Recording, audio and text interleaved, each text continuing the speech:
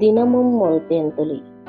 பின்பு இயேசு ஜனங்களையும் தம்முடைய சீஷர்களையும் நோக்கி, வேத பாரகரும் பரேசியரும் மோசேயினுடைய ஆசனத்தில் உட்கார்ந்திருக்கிறார்கள். ஆகையால் நீங்கள் கைக்கொள்ளும்படி அவர்கள் உங்களுக்கு சொல்லுகிற யாவையும் கைக்கொண்டு செய்யுங்கள். அவர்கள் செய்கையின்படியோ செய்யாதிருங்கள். ஏனெனில் அவர்கள் சொல்கிறார்கள், சொல்லியும் செய்யாதிருக்கிறார்கள்.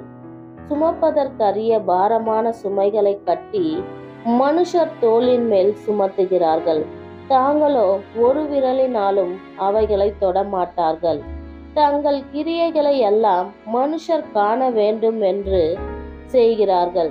தங்கள் காப்பு நாடாக்களை அகலமாக்கி தங்கள் வஸ்திரங்களின் தொங்கல்களை பெரிதாக்கி விருந்துகளில் முதன்மையான இடங்களையும் ஜப ஆலயங்களில் முதன்மையான ஆசனங்களையும் சந்தை வெளிகளில் வந்தனங்களையும் மனுஷரால் ரபி ரபி என்று அழைக்கப்படுவதையும் விரும்புகிறார்கள். நீங்களோ ரபி என்று அழைக்கப்படாதிருங்கள். கிறிஸ்து ஒருவரே உங்களுக்கு போதகராய் இருக்கிறார். நீங்கள் எல்லோரும் சகோதரராய் இருக்கிறீர்கள். பூமியிலே ஒருவனையும் உங்கள் பிதா என்று சொல்லாதிருங்கள். பரலோகத்தில் இருக்கிற ஒருவரே உங்களுக்கு பிதாவாய் இருக்கிறார். நீங்கள் குருக்கள் என்று அழைக்கப்படாதிருங்கள். கிறிஸ்து ஒருவரே உங்களுக்கு குருவாய் இருக்கிறார். உங்களில் பெரியவனாய் இருக்கிறவன் உங்களுக்கு ஊழியக்காரனாய் இருக்க கடவன்.